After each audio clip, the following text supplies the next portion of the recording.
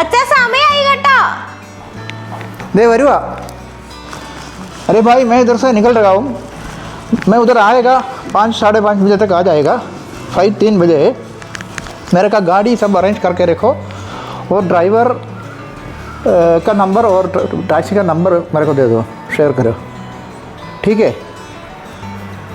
Okay, मैं उधर आने के बाद आपको कॉल करेगा। ओके ठीक है। अम्मी लेडी मैं बोल रहा।